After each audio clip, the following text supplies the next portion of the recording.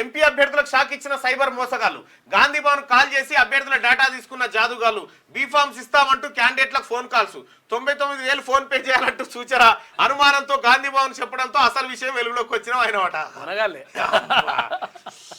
రోజు రోజుకి సైబర్ మోసగాళ్ళ అరాచకాలు పెరిగిపోతున్నాయి.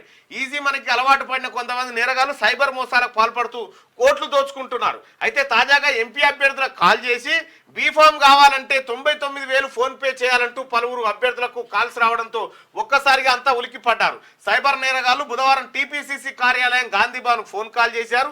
తాము ఏఐసీసీ కార్యాలయం నుంచి మాట్లాడుతున్నామని, కాంగ్రెస్ పార్టీ ఎంపీ అభ్యర్థుల డేటా వెంటనే ఇవ్వాలని గాంధీ భవన్ సిబ్బందిని అడిగారు. లోక్సభ ఎన్నికల సమయం కావడంతో నిజంగానే ఎంపీ అభ్యర్థుల వివరాలు ఏఐసీసీకి కార్యాలయం నుంచి అడుగుతున్నదేమో భావించి సైబర్ నేరగాళ్ల క్యాండిడేట్ల డేటా పంపించారు. దీంతో సైబర్ నేరగాళ్లు అందులోని ఫోన్ నెంబర్లకు ఫోన్ చేసి 99,000 రూపాయలు ఫోన్ పే కొట్టు బీఫామ్ పంపిస్తామని చెప్పారట. బారి అమ్మ సైబర్ నేర వీళ్ళకి ఇవ్వాలి టికెట్ అమ్మ 99,000 కొట్టు బీఫామ్ పట్టు